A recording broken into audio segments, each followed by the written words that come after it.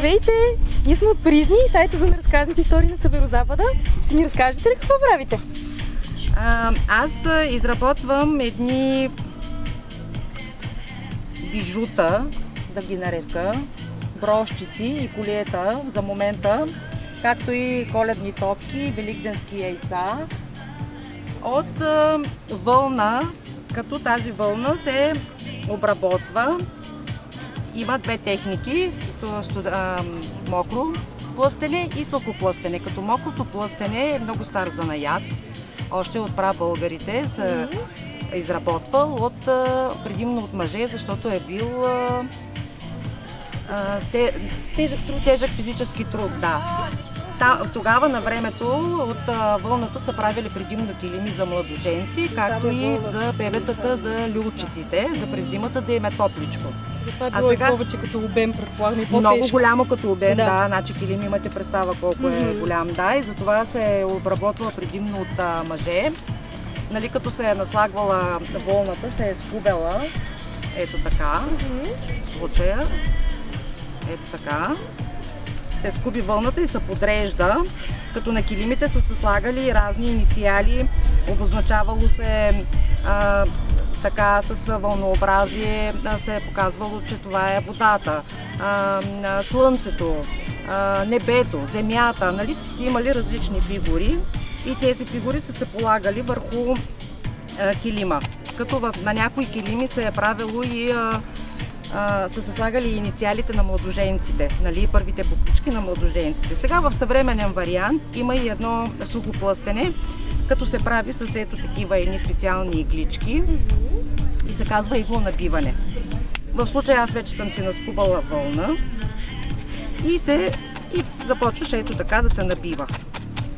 Това е, нали, първият етап от изработката.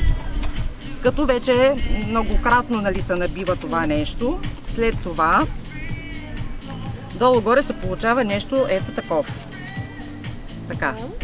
Като това също пак така се обработва и се получава, пресова се, да, продължава да се набива и да се оформя. И в случая аз тук съм оформила вече главичка на лисичка, която долу-горе в завършен вариант ще изглежда ето така. Нали, като още мъничко тук ще трябва да сложим беличко. Ето там имаме една, която е в завършен вариант вече. Вижда се. Да, там горе. Това. Да. И това е. Близо от 10 на години се занимавам с това. Много е приятно. Първо трябва човек да има желание и спокойствие. Да. Най-вече при творческите. Най-вече, да. Спокойствие и желание. Много е приятно. Интересно е както и за деца, и за възрастни хора, за релакс. На децата интересно ли им е? На децата им е много интересно. Аз съм правила и така едни уроци, идваха едни дечица, специално за мокрото плъстене, нали, защото за тях беше важно да се знае, нали, стария занаят какъв е. Той се прави с топла вода и с сапун. И е много приятно, защото то е така едно търкане, полага се така пак вълна и едно така търкане с ръцете и на всички деца им беше много интересно. Както и сега и на хората с иглонабиването също им е интересно, да. На някои им е познато, на повечето им не е познато. На мен ми беше познато. Да, но е много интересно.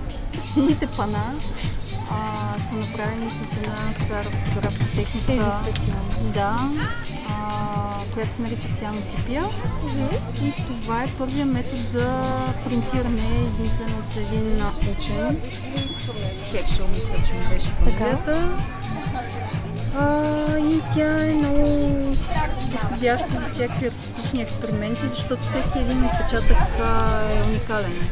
Дори да използвам едно и също листо, няма как да направя идентичен отпечатък, както е с принтера, защото се работи с много жива материя.